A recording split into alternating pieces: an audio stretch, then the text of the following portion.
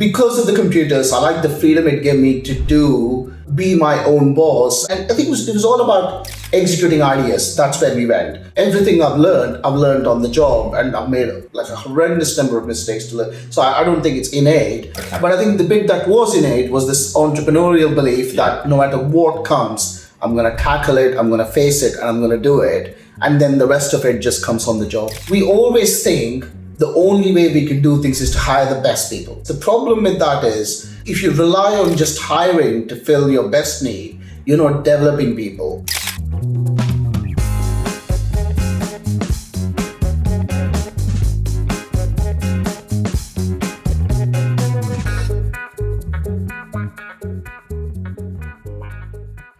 Sarat, welcome to Our Change Shift Happens. Thank you for having me. Welcome.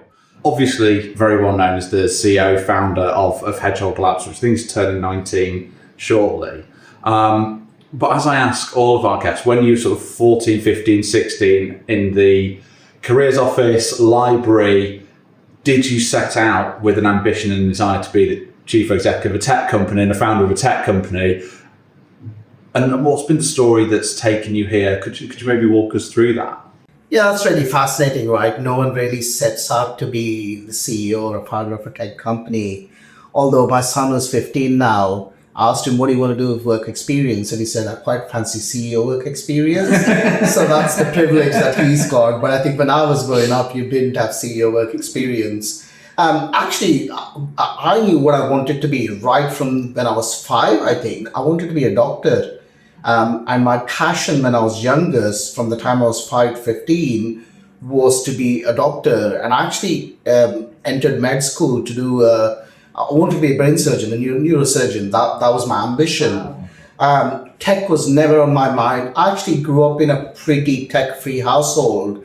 I think the only tech we had other than the television was my Nintendo, game system, the NES. And we grew up in a pretty tech-free household, always aspired to be a doctor. But what happened when I got to 15 is I grew up in India, and aspirationally, if you want to get into med school, there's a lot of educational prep and study, etc. So ironically, my dad bought me a computer to help me study for med school. I was really not interested in computers and technology, etc. But then once I got the computer, I was obsessed. At 15, I taught myself C++ in 6 months, and that's quite a complicated programming language. I really got into programming. I was building websites. I did some contracting for Oracle at that time when I was 16. And while I was studying for med school, I really got into a passion for computers. So I don't think I touched my first computer when I was 15. And I was obsessed with this world of computers, tinkering, programming, being able to build websites in those days. I don't know if you remember, in the late 90s, you had GeoCities, which was like the pinnacle of website building. And then just as I got into med school, I had a crisis of confidence about, I've always wanted to be a doctor, but my practical experience, so med school was about just as I was 17. And I was really, 2 years into computers. I taught myself most of the programming languages. I really understood, how to take apart a computer, build it, etc. And I had a crisis of confidence where, from the time I was 5, I wanted to be a doctor, and I got into med school, but the calling was computers. I really wanted to do that. So much to my parents' disappointment, because you grow up in India, being a doctor is a great thing. Almost every parent wants you to be in med school or whatever.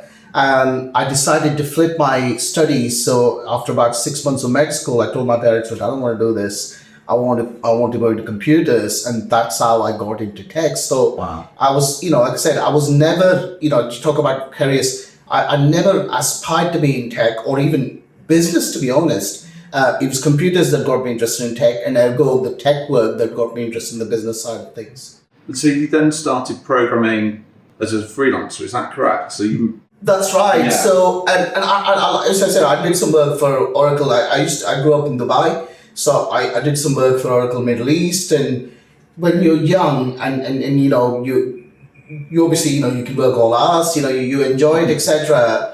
And in the region where I grew up in Dubai, there wasn't really a tech investment. India was up and coming in the 90s, but there wasn't that much. So my skills were always in demand. Yeah. And actually, ironically, when I got to med school, I didn't want to go back to university. So I just thought, I'm just going to do freelancing. I'm going to do a bit of, programming, go and work for, Microsoft or some of the bigger companies. Google was just, it wasn't in the East. It just started in the US. So you kind of heard of it. So I wanted to go work for a tech company. It was my father that, again, Indian parents, you have to go to university, like even, and so I gave up, like I did a bit of freelancing. I gave up that career and went to university, quite reluctantly to do computer science. And it was frustrating because they were teaching the basics of like Java and C++, which I'd been doing for 4 years. So I found university quite disengaging because they were teaching me stuff I already knew, although that's not fair. Actually, in retrospect, there's so much you learn in university that isn't about programming. Yeah. It's about working with teams,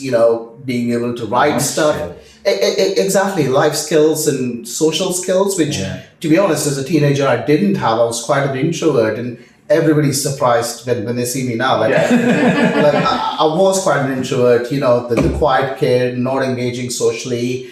If there's a party, I'd be sitting in the corner, etc. So university kind of really brought out. So, while it didn't teach me any great tech skills, it did teach me a lot about life and actually about business, which is kind of where my business journey started, really. So we obviously have a stereotype in our heads around what an engineer is. They are the quiet kid in the corner just tinkering away at their computer. Would you say that that's maybe why you were so interested in computers at the time? Because it was sort of, you could engage wholly with this thing, like what, or would you say it was something different that sort of sparked a passion in you about computers? Ironically, I thought deeply about that a while ago. So one of the things I wanted to be a neuroscientist, I was really fascinated by the human brain working, how the human brain works. So I wanted to learn how the human brain worked, and it was almost weird. I was 14 and I was watching brain surgery videos just to understand. And reading. I'm so squiddy. I know. It's just honestly, my parents thought there was something wrong with me. It's like, why is he watching? He's a 14-year-old teenager. He's not sleep with one eye open. Exactly. It's like he's watching. And I had a friend whose dad was a medical doctor, and he'd get me all these, and so, so I think it came out from I like figuring out, and I think actually that made me more of an engineer than a doctor. I liked figuring out how things work. And part of the reason I taught myself programming is there was this challenge. I mean, I used to stay up until, when I was 15, I got my computer. I used to stay up until 3, 4 a.m. Just tinkering because I got frustrated. If I couldn't figure out how it worked, programming, like, how does this work? How do you write this function? How do you do this? And so it's that a passion about figuring out how things work. So I mentioned I had a Nintendo, so I took that apart completely when I was a kid and put it back. So I quite liked this idea of tinkering with things and taking things apart. And I think that translated from being the brain surgeon and being interested in the brain to being interested in computers and how they worked and what was possible. So that was a kind of a natural transition.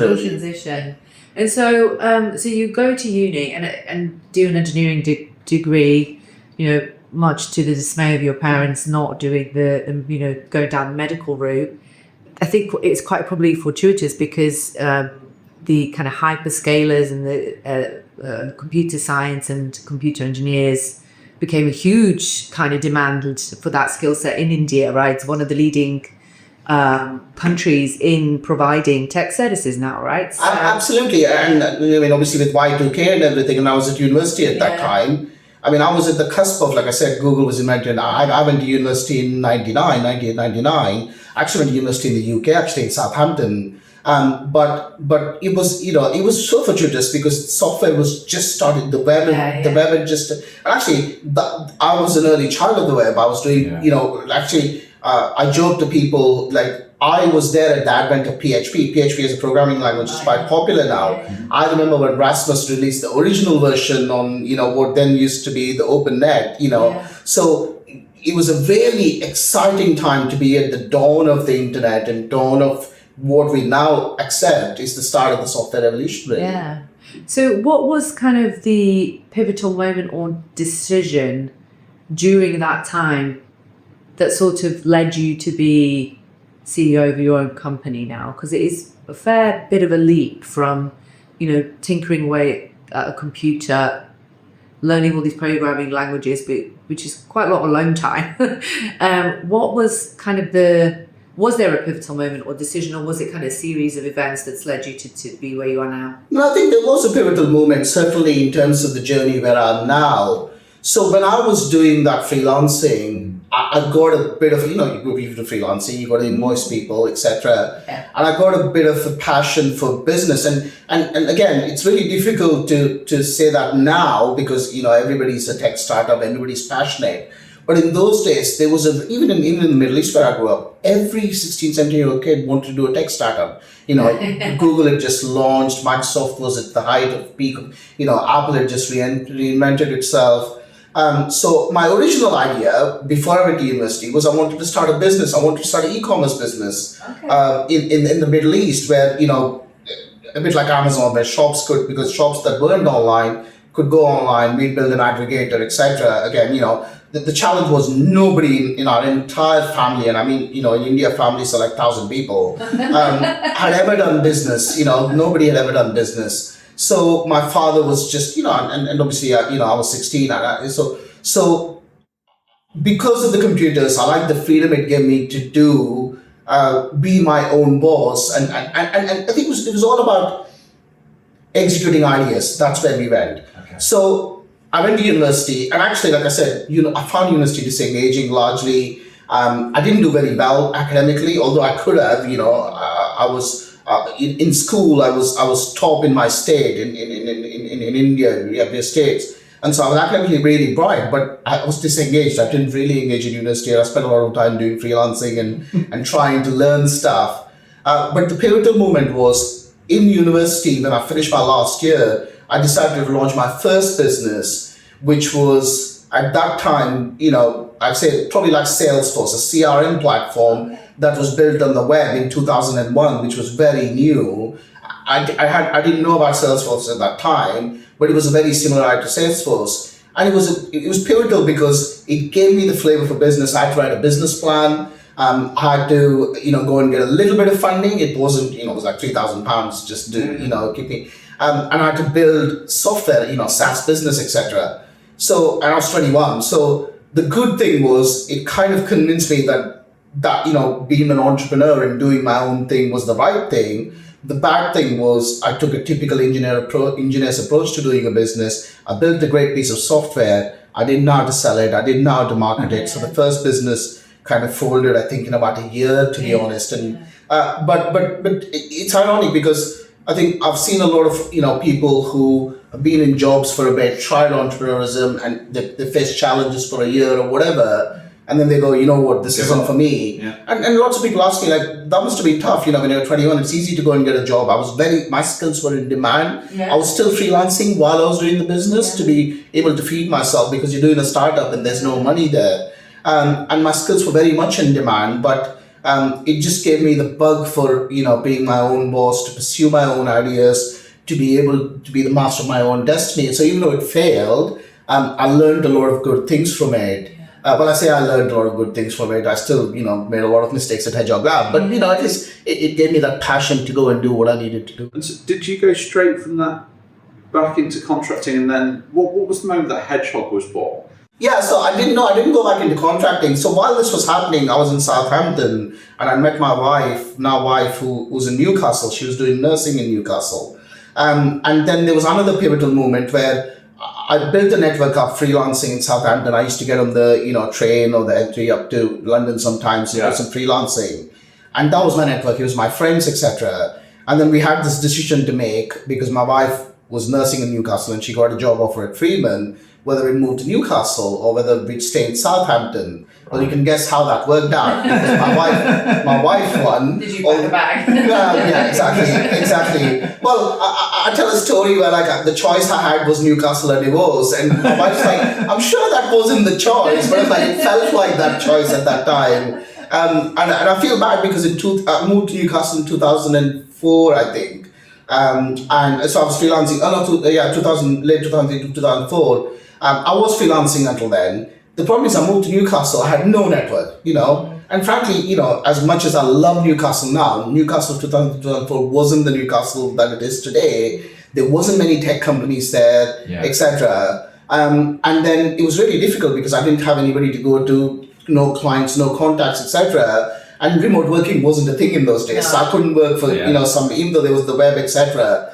So I was purely lack of choice. I took my only and ever job at a company called Think in Newcastle. They were an agency, and they effectively they sold to EPAM about a couple of years ago. Now they moved to London. So I had a job at Think, and Think was, so talking about pivotal moments, Think was an amazing environment. I was kind of employee number 12 or something like that.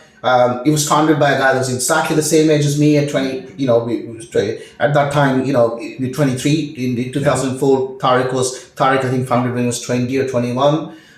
Really entrepreneurial, it's just seat of the pants kind of thing, taking every opportunity that came our way, working 72 hours straight, all of those things. And I really enjoyed it. I really enjoyed, we grew things very fast. We won some bank customers, etc. The challenge was, while Tariq was young, I was also young. We were similar age, and I wanted to do more. I wanted to be hired in the business. I joined as an engineer, as a senior engineer, and I was running some, critical projects, working on them, probably £3-4 million worth of work. But for whatever reason, in retrospect, I always recognized probably I was not the best of employees, but I wanted more. It's easy now with reflection to talk about seeing Tariq's side, but I was incredibly frustrated. I couldn't do more. There was a ceiling that, because I was young, they were just going for investment, and the advice they got is you need more experience, capable, mature people. And so I thought, look, if I can't do this with Think and I'm not getting a seat at the top table, I'm going to go and do it myself. And also, I don't know, we talk about the founding story of Hedgehog Lab. Agencies in those days, like I said, you work 72 hours without sleep. That was considered normal. And me and Mark, my co-founder, there must be a different way to do this. There must be a way, we're a people business, we're a skills business. There must be a different way to run an agency or a consultancy. Or there must be just a different way to do software. And, I still had a real bug for SaaS businesses, and I wanted to do software. So we had an amazing idea. We were to work in financial services. We had this idea, and me and Mark said, let's go and found that. And actually, what not a lot of people don't know is Hedgehog Lab was not founded to be a professional services firm. It was founded to be a SaaS platform business for financial services. The only problem is we did that 5 months before the run on Northern Rock happened. So that's what inspired us. We said, let's go, and we built a prototype. We demonstrated it to, I won't mention it, a big four bank at the time, who eventually got rescued by the government. And it was all going well. We had a proof of concept, we had product market fit, and then the financial crisis happened. So, and we'll come to that. But so you mentioned Mark, your co-founder. Yeah. So I'm interested in the rest of the story, but just at that moment. So do you now developed a network? Did you sort of, I guess, what steps did you take to give yourself the best chance of being successful? Not a lot, really. Okay. No, I hadn't really developed a network. I knew a few people, and I was in the agency, so we ended up having some client contacts, etc. But because, again, we weren't, I worked in an agency, I wasn't going to do professional services. We were going to do software products. And like I said, yes, I was a bit more older, I was a bit more wiser, so I had, for example, I managed to contact the head of innovation at this bank and get a meeting with him, etc. But I think it was just this. Was that an instinct? It was instinct. Because I think a lot of people, it's what you're touching on. You see, you said it beautifully. Everyone's a tech founder, right? Sure. And I'm pretty sure there's been some amazing ideas that haven't got off the ground because of maybe some of the other skills around sales and relationships and marketing and business skills. Were they just innate, or had you sort of picked up over the time going? They definitely weren't. They definitely weren't innate, because there's another story I tell. Once we realized the financial services product wasn't working, we then decided we didn't. And there's a story there. We went into professional services, and we couldn't afford a proper office and stuff. So we did a cheeky thing. There was an industrial workspace that was cheaper than proper offices with sofas and stuff. So we took it there, wheeled some broken garden furniture in. And the first day, I remember it because 22nd of May 2007, which we call the founding day of Hedgehog Lab. So it's been 18 years since then. I remember turning to Mark and we're like, okay, right, we're professional. I said, how do you do sales? I'm just trying to figure this one out. So no, I think some of it was luck. Some of it was pure, when you're an entrepreneur, like nobody else is going to do it for you. You just got to push yourself out of the comfort zone. Yeah. So no, I don't think there was anything innate in there. I mean, there's definitely almost, I describe Hedgehog Lab as the most expensive MBA I've ever paid for. Because I founded it when I was, technically, I founded it when I was 25. But the trading started when I was 26, May 2007. I was 26 at that time. It was 2 days after my birthday, so I remember distinctively. So everything I've learned on the job, and I've made like a horrendous number of mistakes to learn. So I don't think it's innate. Okay. But I think the bit that was innate was this entrepreneurial belief that no matter what comes, I'm going to tackle it, I'm going to face it, and I'm going to do it. And then the rest of it just comes on the job. I think I really like that. I really like the innate belief in the fact that no matter what happens, it's going to be okay. I'm just going to keep going. But you talk about you made a ton of mistakes. I think every single person we've had on the podcast who sort of said, have said, I fail all the time, or I've made loads of mistakes, but it's important how you learn from them. Is there like one specific mistake or failure that sticks in your mind as being something that sort of profoundly taught you something, or changed who you are as a person now, fundamentally, in how you run business, approach transformations, etc.? Yeah, that's a really good question. I mean, I always think there's a series of these over the period, because it's almost, you make a smaller mistake, you learn from it, then you make a bigger mistake. And actually, I think people started making the big mistakes first and the smaller later. I think I went reverse. I made the smaller mistakes first and the big mistakes later. I think probably one of the mistakes, and certainly Hedgehog Lab's journey, there was a period after we got private equity where we got obsessed with headcount, right? In our business, headcount in some ways directly proportional to revenue. Yeah. The irony was sometimes, our headcount was there, but our revenue wasn't. And we were obsessed about becoming big and sizable, and big meant numbers. And that was a bad mistake, because we probably did our deepest kind of redundancies when the market got really bad. I think that was probably one of the big mistakes, because I always think of, when entrepreneurs and founders or CEOs talk about mistakes, I don't mind making mistakes that affect me. But when you make mistakes that affect other people's lives, you're learning on other people's livelihoods, and that's really hard.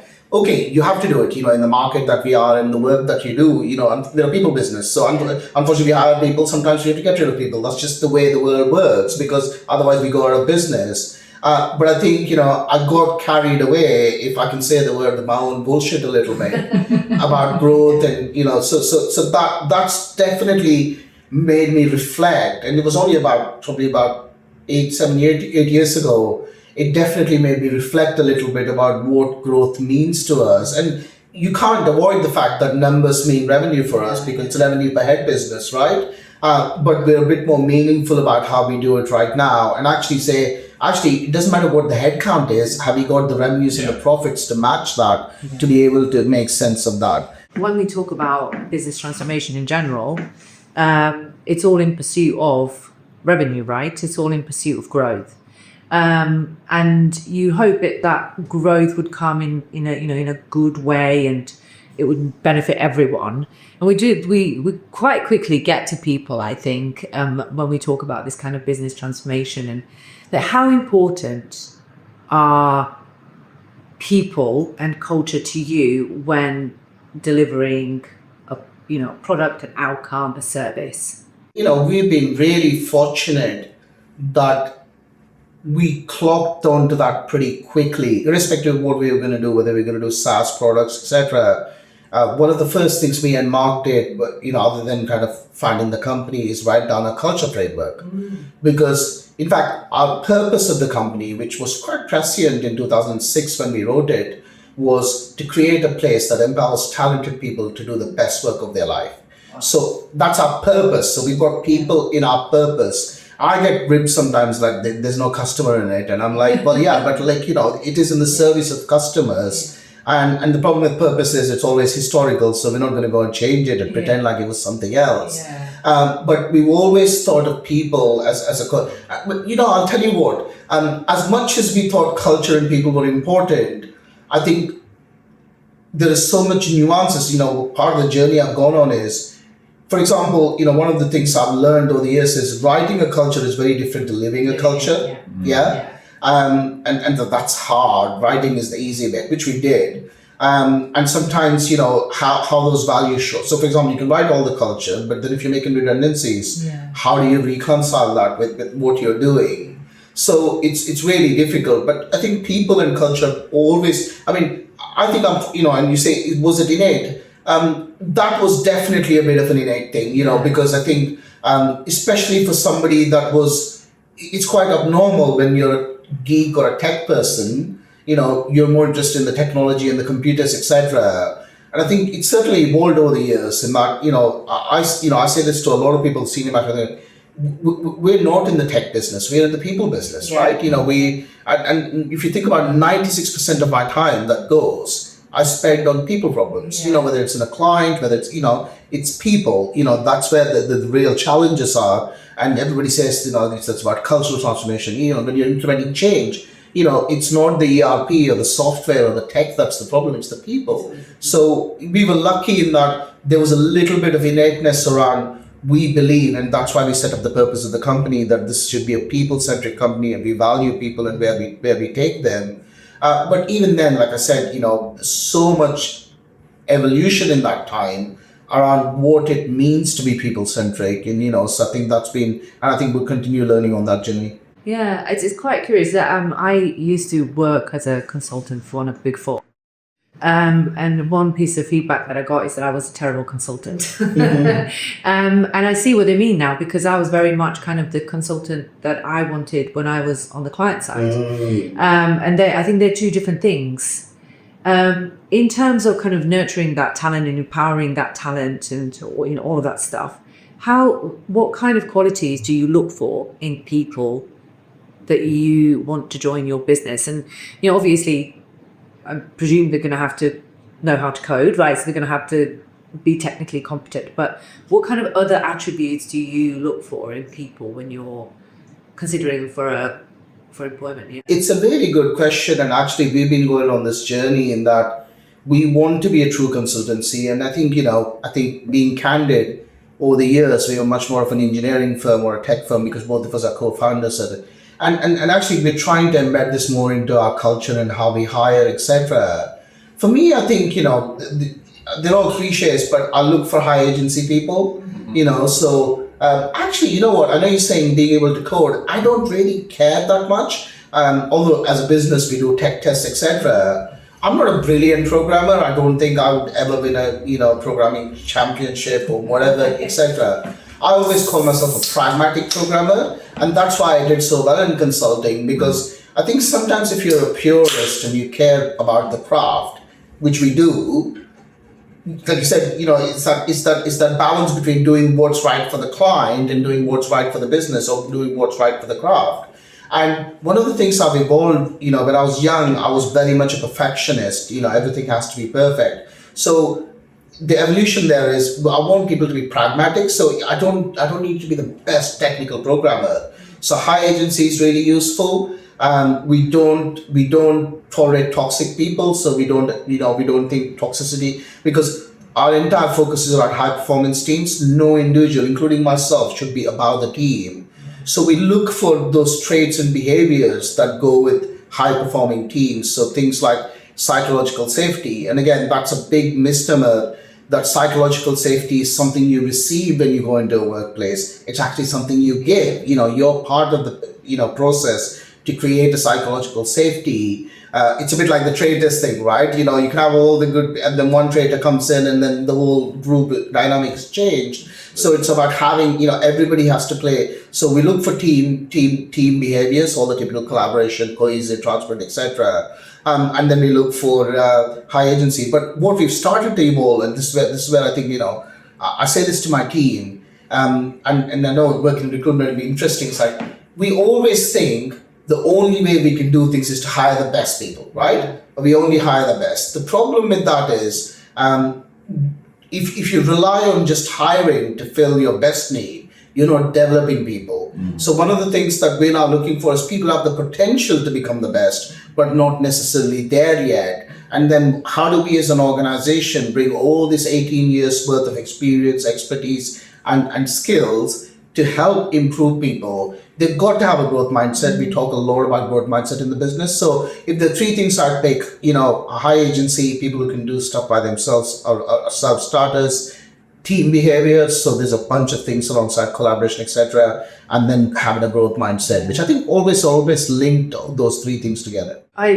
really, really like that. So you in terms of delivering, quality services to your clients, how do you balance the speed at which you have to deliver to the client and the quality versus kind of developing and growing people? Like, how do you tackle that? Because it can be a bit of a, I really want you to learn, but I need you to learn now. How do you have you got any tips on how to manage through that? It's really hard. It's really hard. I don't think we've solved it yet. But I think one thing is changing the mentality and the thinking of people. Like I said, we have a lot, we call ourselves a maker culture, right? So we say our slogan right now is digitally crafting a better world. So we tend to hire people who care about the craft, right?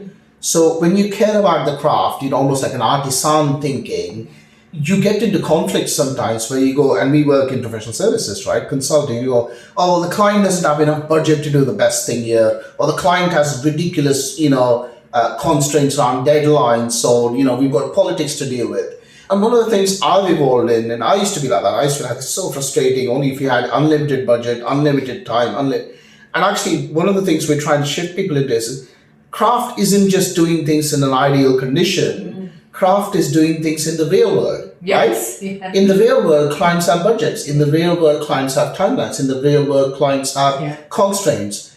And we haven't done that transformation because it's just human to think if everything was perfect, I'd do the most perfect thing. I could do Michelangelo's, David or something like that. But the reality is everything has to have, so that's one mindset we're trying to inculcate into our people and say, don't be frustrated and say, this is not my best work. It has to be the best work in the context of the conditions that the client has imposed on you. And one of the things I think a lot of the times is missed in talking about how do you inculcate those behaviors and how do you train them. I said not very well, but on the job training definitely, is one of those parts of things. And I think the only way you do it is to do it, learn, we have to have some, room for mistakes. Yeah. And I think, again, when you think about high performance culture, there's a misnomer that means you don't make any mistakes. But then if you're not making any mistakes, like I said, I have failed so many times and I have learned, and it's unjust for me to expect my team to not make mistakes. But then as long as that mistakes are contributing to growth. So how do you do that? Having tolerance for mistakes, Obviously there are levels of mistakes, right? Gross misconduct is not a mistake, but doing something that, you were trying to work hard and do the right thing, but unintentionally went wrong. So doing a little bit of forensic analysis on what went wrong and understanding that. So we do a lot of retrospectives to learn as a team.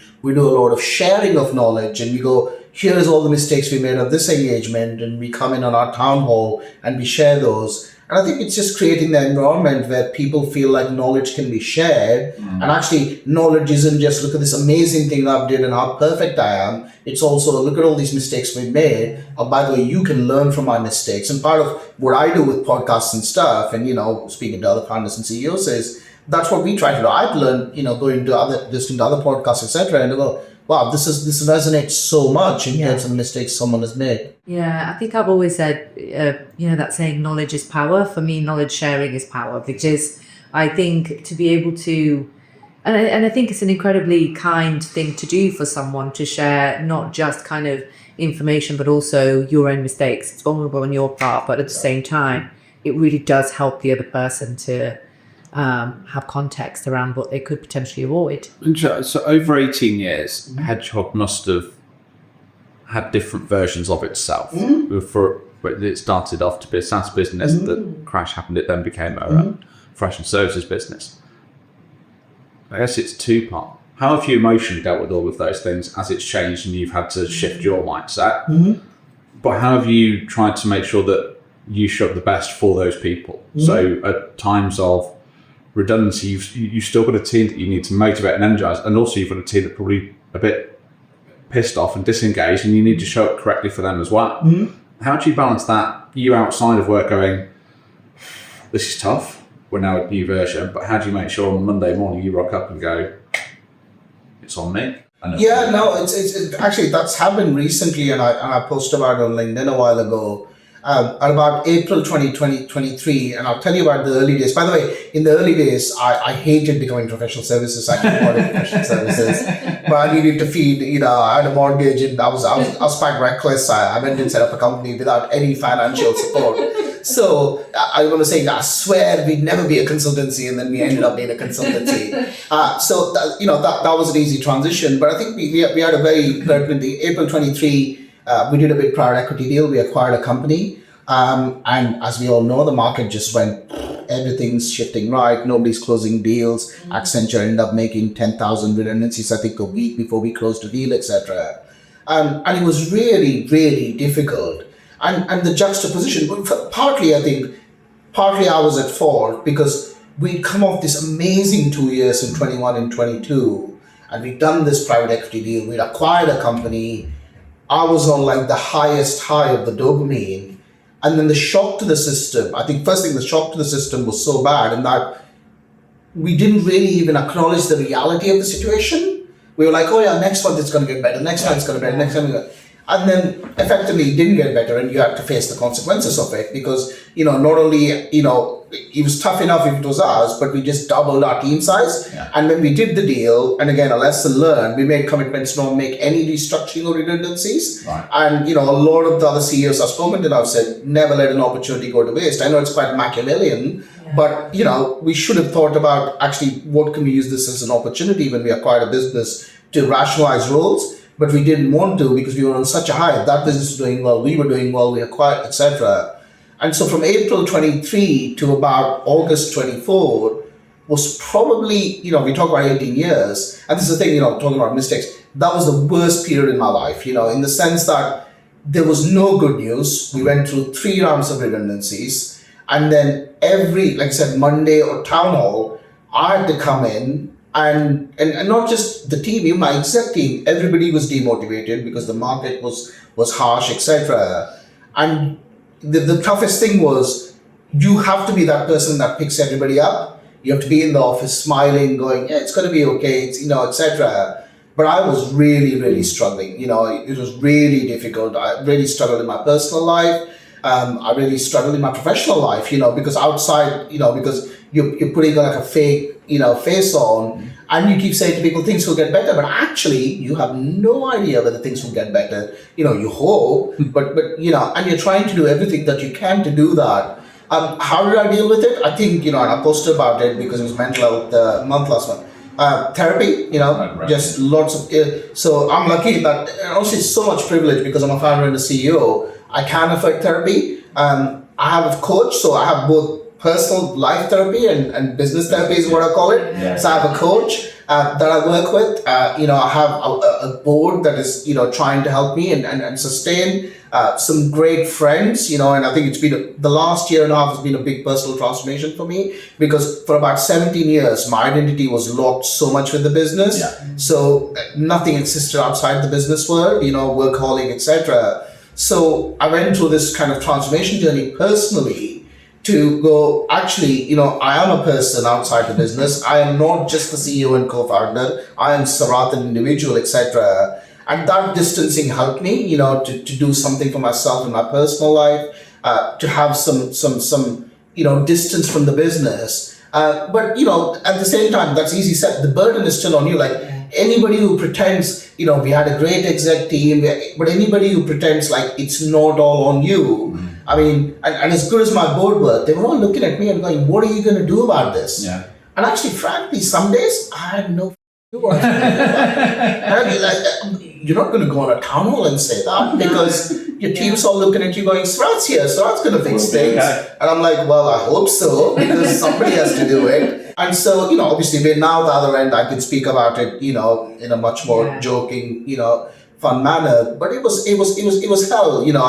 Since I went through therapy, I do a lot of journaling. I had a great supportive network of people that I could speak to, and not just in personal life, but professionally. Yeah. I mean, we talk about vulnerability and podcasts and stuff. I was so refreshed when I met so many CEOs who were all just like, because sometimes I've been in this industry 18 years, sometimes things are bad and you meet CEOs and they go, some things are amazing. And I'm like, no, but I just told last week you made a bunch of redundancies. And actually this time, everybody was like, yeah, this is shit, isn't it? This is terrible. And But maybe it's because it's a collective therapy and everybody's going through the same problem. Anybody in professional services, recruitment, all sorts of related people. So it was a collective sigh. And I think that was good, because sometimes when you go through these things, other people pretend like everything's fine and you're going, my God, am I the only person that is going through this difficult time? So I was really fortunate. I was fortunate in 3 levels. Like I said, I had all the support I could get. I acknowledge that lots of people don't have that privilege and the support from colleagues, from friends, from professionals, etc. And like I said, we were lucky in the one sense we were private equity backed, right? I can be quite candid and say now, if we weren't private equity backed, we probably would have shut last year, right? Because we would not have survived organically, in this tough industry. And I know so many friends who are smaller agencies who had to shut or downsize radically. And the third thing is we're lucky because the business is now, it's almost flipped around. It's in a great place. And I always joke, it's nice to talk about the bad times when you're in a good time. If you asked me on this podcast 15 months ago, I'm not even sure what I would have said, because you're in the thick of that. Similarly, I've got a big thing with culture. We never tested when things are going well. Yeah. Of course people are happy. Yeah. Though you get great NPS scores, you get great little internal surveys, work for a really large business before starting here, and 600-700 people are brilliant, love it, everything's great. Terrible, don't know what we're doing, really demotivated. That's when you get tested. Like, do you buy into the culture? Do you buy into what we're doing? Is it authentic? Are you treating? And by the way, that is a great barometer. And I say this, I was speaking to Malcolm, who I employ now, and things are going well, etc. And we were talking about how do you measure people in your business. And because I've been through 3 cycles of this, bad times, so obviously the first time when we had the fire, and then we went through the redundancy system, you overgrew, etc. And I think that's the great thing. Culture is easy to talk about when things are going great, and I've heard about stories post-COVID when businesses were growing 1,000% and everything. But I think real culture demonstrates itself, and also people reveal themselves in the difficult times. 100%. So you can label people as high agency or team players, etc. Honestly, it's like the Hunger Games sometimes, right? when things are difficult. And I think, again, one of the reasons, in me personally, the reason the company got through it was, I've known other companies where it was literally the Hunger Games, each person at each other's throat. I was talking to somebody where all the directors kind of were at each other's throats because there was no way to manage the stress, etc. And I have empathy for them. It's a tough bit in the marketing in the world in those years. But, we didn't feel that. I think that the problem we had was we surfaced all of that to like the top, and me as the founder there and the CEO effectively took the brunt of it. But I know my exec team was suffering, my CFO, bless him, probably didn't sleep for about 15 months, etc. So, it was a shared pain, and I think actually the culture is what got us through it. And then if your culture gets you through difficult times, of course, in the nice times now, if you see visibly on LinkedIn or you meet up, they're all feeling great because you've gone through this collective trauma over the last 15 months, and you feel like you've got a shared pain and a shared purpose. Oh, that's quite quite an interesting point that you just made there, because in a transformational period, whether it's due to bad times, whether it's due to an acquisition and further growth, and you have to kind of transform the business, that it is quite a high pressure environment. People are taken out of their comfort zones. And so one of the things that I'm always really fascinated by, because I work a lot with PE transformations, that psychological safety does tend to disappear, or it can. And like you say, it becomes like a bit of a Hunger Games.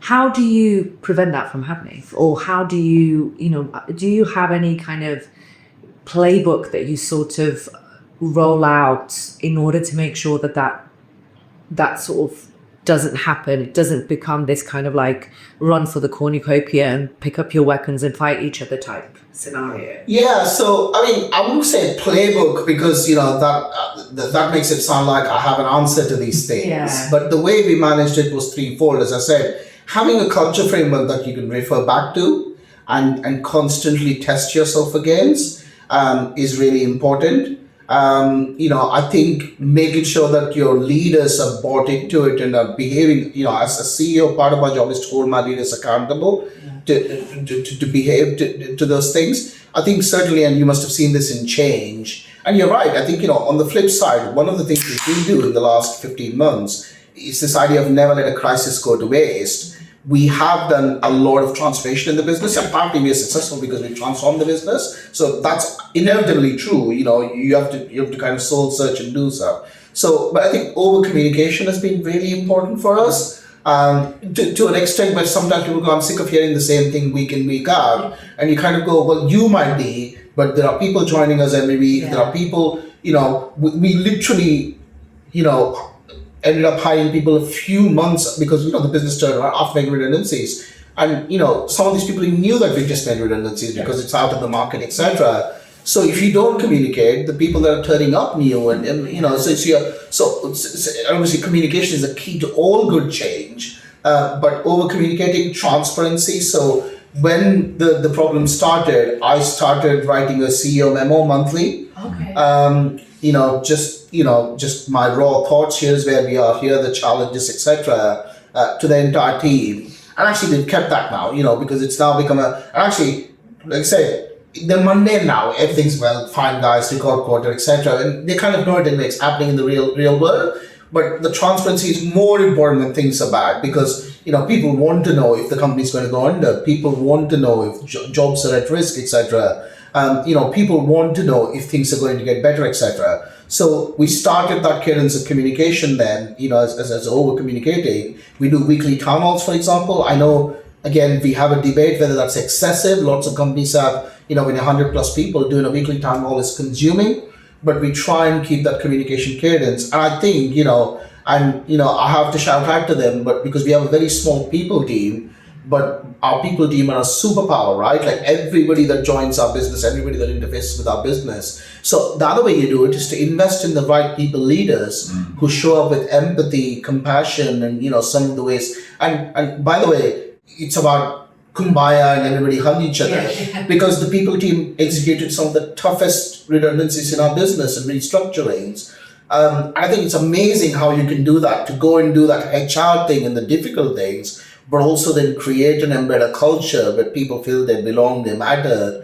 And in some senses, yes, it's deliberate. We put that as a key strategy, but at the same time, we were also lucky in that we found the right people. I'm surprised. I went to a CEO event the other day, a couple of other 100 people companies, they don't even have a people person. They don't have we have a fractional HR service we access. And I was like, how do you, and inevitably some of the problems are how do you embed culture, our people are not behaving uniformly, we've got tribunals, and I was like, well, of course you have, that invest in HR, that's what you got to do. Invest in your people. And so if I could just switch tack slightly, I'd be really interested to find out what was your kind of favorite transformation you've ever worked on, whether it's a delivery to a client or what's something that sticks in your mind as being your favorite piece of work that you've delivered that's had a transformational impact on either your business or the client side. I think there are two probably that are quite useful to know from a business perspective. Like I said, never let a crisis go to waste. While we were going through this difficult period, we transformed our business to be AI enabled. And that's really difficult because, again, how do you motivate people when, jobs are at risk, etc.? But then we know in a business that utilization based, if you've got free time, you might as well do something with it, productive. And actually, that AI enabled the upskilling, the investment we made in go-to-market, product packaging, the strategy has now resulted in, if you think about last year, we did almost no revenue in AI, financial year. The most recent financial year, we did 22% of our revenue in AI. This year, we'll probably do 35% of our revenue in AI. So as a service line, we've gone from standing start 0 to 35% of our revenue in less than 18, 20 months. And we're one of few companies that are doing production scale AI, high impactful work across the markets. So that's really exciting because, I wouldn't say it's a large scale transformation, but it's a transformation that happened. The one from a client perspective, which we really enjoy, and we've actually still worked with them, is AJ Bell, who are a FTSE 250 company.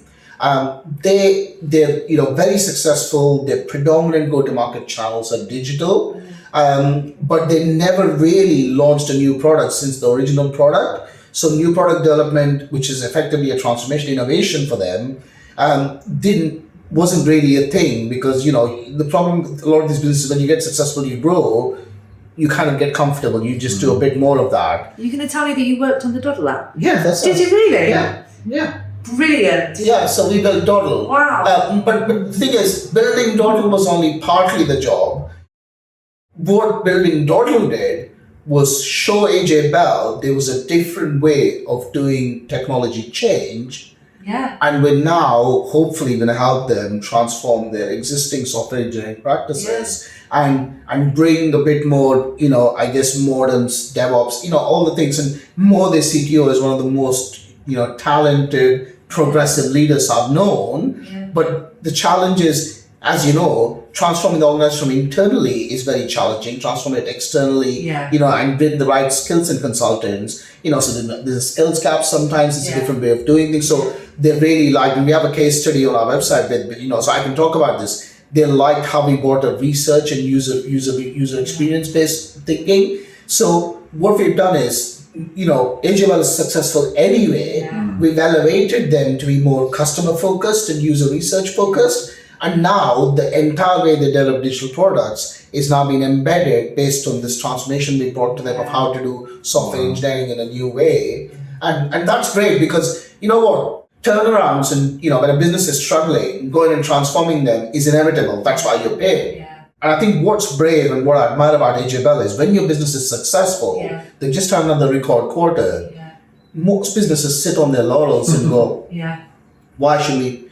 But they've got an exec team that is constantly hungry. They still behave like a startup. Yeah. I think that's really courageous to transform a business when you're on the top, but when you're at the bottom. And I know that's what will keep them going for a few years. Yeah, I think what I love about the app, and it's funny that you mentioned the UX part, but it is actually the UX. It's just so intuitive, really, really sleek design, works brilliantly. I actually signed up to it, Right. because previous chief investment officer of AJ Bell was someone I used to work with, very good colleagues. Right.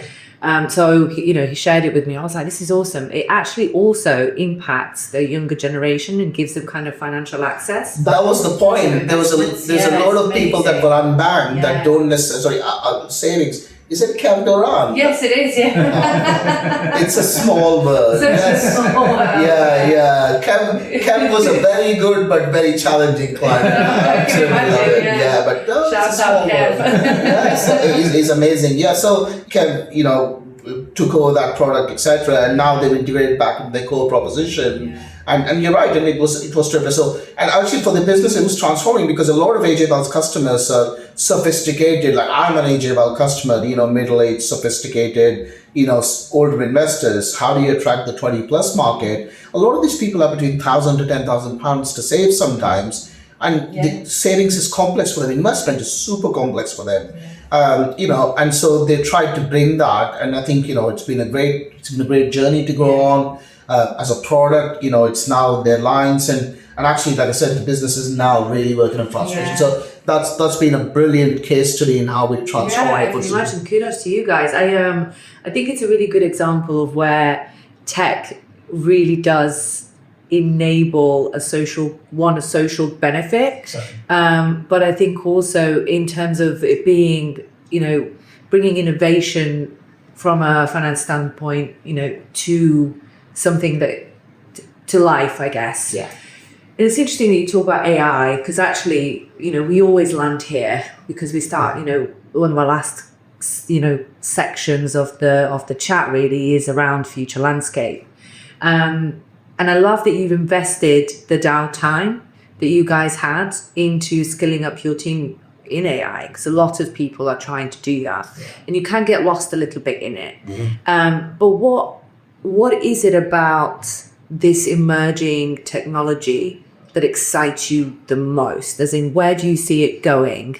And is there something that's out there that you're really, really excited about in the future? I am, and actually, obviously everybody's talking about AI, and there's a lot of discourse around it, etc. And there's a joke, and I'm going to be self-deprecating here, and we joke about the fact that the only people that are making money out of AI are the consultants, right? Certainly, the AI companies are, and OpenAI is blowing billions on things, and not a single actual primary AI company, as you call them. The people who are creating AI aren't making any money. It's the consultants. But that's Open right. source, that's right. Yeah. I'll take it. But there's a client called Scott Liddell. I had coffee with him earlier this week, and he actually articulated what I was thinking about in AI and the way we think about it.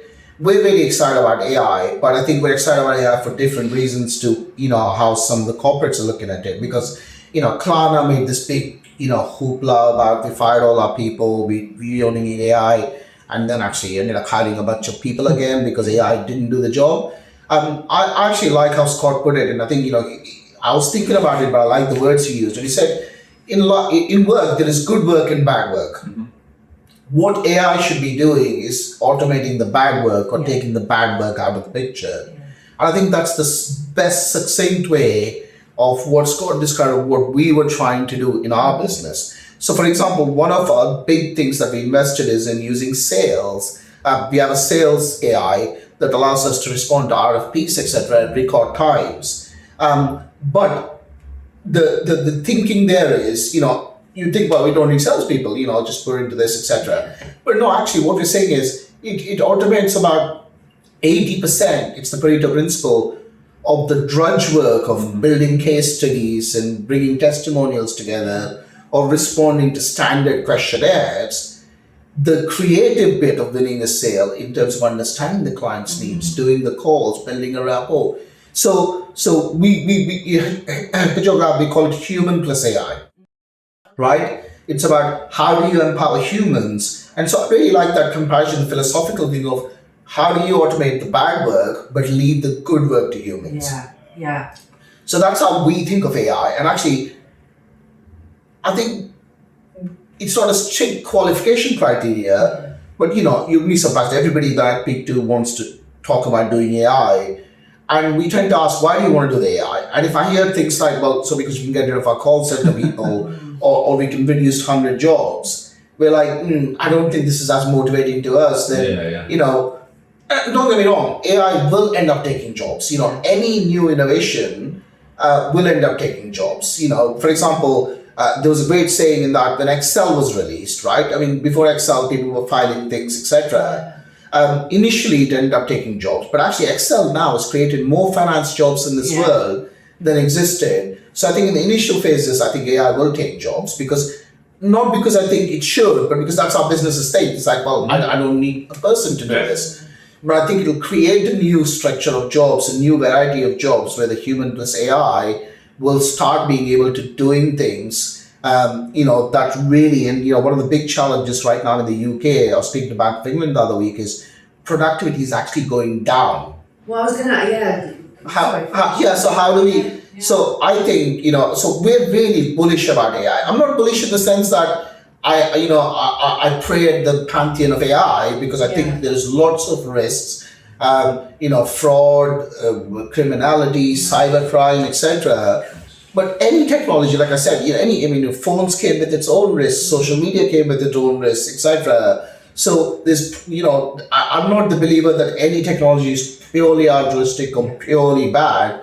But I think in the short term, I think, you're going to see a lot of challenges with AI, around governance, risk, people using it to just, bludgeon people with productivity issues. But I think in the long term, I think AI will be a really good thing. And that's where we're trying to go and invest in that. Do you think it is making us more productive? As in, we've got, I suppose, all these kind of agents like Claude and ChatGPT and Copilot. People are rolling them out furiously across companies. Do you think that they're actually are making engineering teams faster, more efficient? Are you seeing that? It's funny.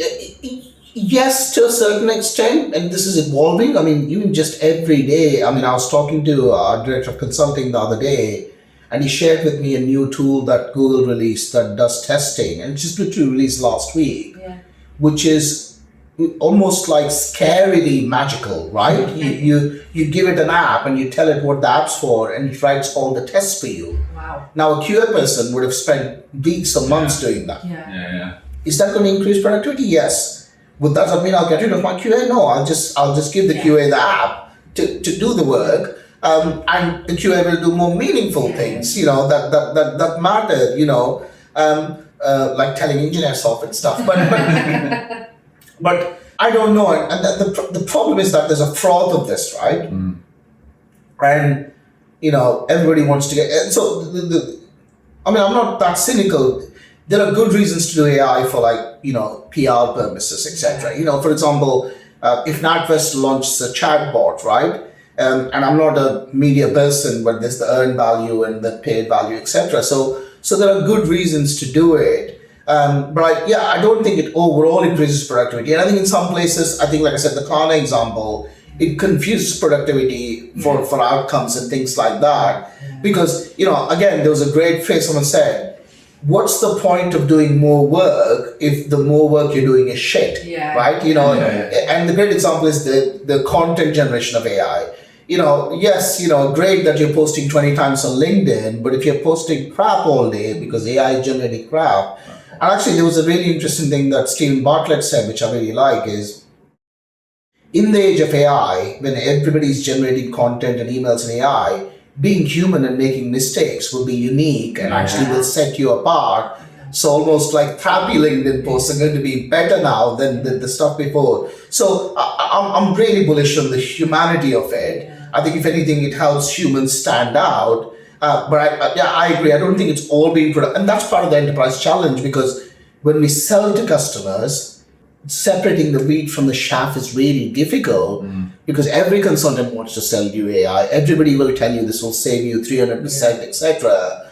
I'm not sure it's there yet, but I think if done meaningfully, and again, that's why principles and values, first principles really matter. If you're thinking about just good work, bad work, then there is no case in which automating bad work can be bad for a business, whether it's a productivity issue, whether it's an ethical issue, whether it's a moral issue. There are people in industries like insurance whose job is to copy paste things from things all day. If you could remove that, they can do something more meaningful. I know insurance companies will just get rid of them, but they can actually do something more meaningful. Well, we probably will have to go on, and actually it's a bit difficult, isn't it? But we talk about, when we started having cars, the horses weren't, they didn't go away. We didn't kill them off. They're still around. So, but we just use them in a different way. Exactly. And I think it's very similar for people as well. You don't go down the coal mines anymore, right? There's no need for that. But those people had to adapt and do something different. And I think that the sooner you realize that you are going to have to be adaptable in this kind of future world that's emerging, and we don't even know what it looks like yet. And invest in yourself, that's probably, you're going to be put into quite a good place to adapt and to thrive in that new world, I guess. For sure, but I don't envy politicians, because when you talk about transformation, this is global, international, or national level of transformation. Like how do you transition from a coal mine economy to a knowledge economy? And I don't ever want to be a politician, but that is transformation at the highest level, impacting 60-70 million people. And I think it'd be interesting to see if the government's up for it. They made some announcement recently about where they're investing. But that is societal transformation, and sometimes businesses can contribute to it, but I think government has a role to play in that, and we'll see where we go, because there's a lot of deregulation happening in the US, etc. But it's a great time to be alive. I think it's a great time to explore these things. I'm generally more positive about these things. I'm not like AI is going to come out and kill us every day. And on that, so if you were going back to that 17, 18, 19, maybe 20 months, you were leaving uni, you're entering into the job market. What advice would you be giving that person who is coming into a world where we will be recruiting roles in 2 years that don't exist today? Well, you know what? One advice I would definitely give, and I've changed my mind on this.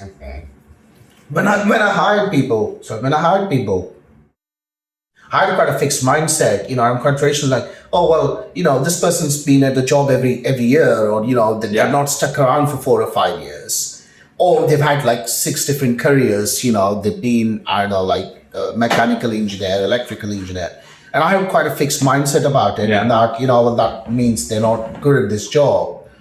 There is a famous concept now that's going around called squiggly careers, right? In that your career isn't straight line. You can be a chef, then etc. And actually, the way we learn and the way our brains adapt in a knowledge economy is very different, and there are skills transferred. So so the advice I'd give to someone who's 21 is, first thing is, don't stress. Because the advice you get is, go into banking, work 7 years. No, like that time is gone. People have portfolio careers now. People do 5 things at the same time. So I think, the economic opportunity is bigger than it was. So the first thing I'd say is, there's so much pressure on kids coming up. My son's 15, he's about to do GCSEs, etc. There's just a lot of pressure on kids to like I have people, family members who ask myself, what do you think I'm doing? I'm saying, he's 15, leave him alone. I knew what I wanted at 15, but I clearly didn't do that, which I pretended. So it doesn't matter. So you're allowed to change your mind. So I think that's the first thing. You're allowed to change your mind. You're allowed to do, what gives you passion, etc. So that's the first thing. And the second thing is, like I said, going back to those, those original things, you have to be, growth mindset. I think at that age is the most important thing, because if I'm hiring somebody like that now, I'm not really looking at their career experience, etc. I'm looking at how have they grown and how have they been able to adapt. Because I think you made an interesting point. There are jobs that will come up in 2 years that we cannot even predict now, that if you cannot, actually change, if you can't change and if you can't grow, how are you going to adapt to that? So you have to accept that change is a constant, have a growth mindset, and don't be too hard on yourself. Well, and Coach Sapple, actually, I think when we did the Future Landscape, we obviously loaded into AI. Are you excited about the next 24 months in the industry, or are you nervous? I'm excited. Okay. I'm excited. Excited as in I said, I'm not a totalitarian. I'm not like everything's going to be great and this is utopia and it's altruistic. But I'm excited with the same thing, the example I gave about craft. Craft has to happen in constraints, right? Yeah. So it's not about an ideal situation. So I think there will inevitably be bad things that come out in the next 24 months. And there already are, around ethics and bias and things. But I do think there's a lot of smart minds working on it. And I do think, as an overall net positive, related to my business and my personal productivity, we talk about productivity. I use ChatGPT in my life all the time, not in business, in my life all the time. I just planned a Christmas, tour of Europe over 3 weeks with a family of 4. Trust me, that is impossible. I'm trying to, but like both my kids don't like the same thing. My wife, and so for a family of 4 with ChatGPT in less than 3 hours, including which hotels to book, that wouldn't be possible. And that's given me back so much of my weekend. So I'm really generally positive. I think there is a challenge in that, for example, we talk about this and we're so privileged to be sitting here and talking about this, but outside our bubble, literacy is really poor. Lots of people don't know. Literally nobody in my family except me and my 15-year-old knows how to use it. And that's a challenge. So I think there are challenges to be overcome, and we need to do more around things like AI literacy and digital inclusion. But if you have that, I think I'm really excited about the net positives. Amazing. Thank you. Firstly, the fact we kicked off on time, you'd have been the leaders for all last night. It's a huge accolade. And that our voices have held up. We've earned a warm coffee. We've used some sugary drinks. But we're okay. No, I mean, look, firstly, thank God that you didn't go into brain surgery, because we're all again now. But no, I think for me, it was you spoke around you're responsible for the mortgages of so many people. I know how many kids we employ as a virtue of employing their mums and dads. And so I think that this is, it's our change, it's transformation. But I think that actually this has clearly been an entrepreneur's journey in the context of change, and the responsibility and the weight that is, that one person, you and Mark, obviously, has on their shoulders. So thank you for being so honest about it, because there are difficult times doing this. Even in the good times, there is then in some cases there's always more, but why aren't we doing this? Why aren't we hiring? Well, because you don't see what sits behind, which is the cash has got to catch up. I think that the AJ Bell transformation, it just as a power from, I see that as power of collaboration. If you can spend a lot of money on professional services, but actually if you get the values and the alignment and the outcomes crystallized, the power that can have to an organization that isn't needing turnaround, that isn't needing rescue, that isn't needing monolith to cloud, that's actually going, no, we're peaking. Everyone could do more, but there couldn't be much more to be had. Yeah. How do we go even further? I think that's exceptional. I think there's two things, or maybe three. Definitely adoption and understanding. We are super lucky. When you walk to, look at the kit, right? This is going to go into Dropbox. It's going to have some AI that's going to do all of our word transcripts. It's going to completely feed the world. We use it every day. And we were in a room full of 578 people last night who also have access to it. We're 4 miles away from an area where I'm confident 80%, 90% wouldn't know where to begin. So you need to help. But at an organizational level, it's as good as the data that goes into it. So if the data is crap, you spend all the money you like on building AI chatbots and, modeling and all that sort of stuff, but there's an awful lot of work to be done there. And I think that the communication aspect of it is going to be really important for the safety of the workforce. For me, it's just going to consume bad work. I love that, bad work, and going to allow people to refocus. So I've loved that. Thank you so much. I think you've given us a really great life full of transformational experiences. And you'd be really kind of open, kind, and very vulnerable with sharing, what those have meant for you. I've definitely taken a lot away from them as well, because you set up your business, you wanted it to be something different, maybe something that you didn't want, but you're clearly very proud of it and you're clearly very, very successful. I absolutely love that you worked on the Doddle app. I think I want to talk to you about that so much more. And I hope that you continue to support it because it is so great. Yeah, we still work with it. Yeah, so like I said, we brought that. That was the refreshing thing for them. We actually a case study on our website. It's very difficult to find, but if you go to the AJBL team talk about it, then we tried to get Kev into it, but he couldn't make it for that. No, what a letdown, Kev. We'll have to turn you off. But yes, really, thank you so much for being here. Really, really appreciate it, especially, let me say, after the Leeds Digital Ball last night, where a few roots will happen. No, thank you. I think actually this saved me, because otherwise I would have been out with Malcolm. I think he's worse for wear this morning. I haven't heard from him. So this morning is incredibly quiet, let's be honest. You're going to be smug. Yeah, exactly. He's amongst up today. So thank you, Sarat. It was really great. Thank you. Thank you for having me. Really appreciate it.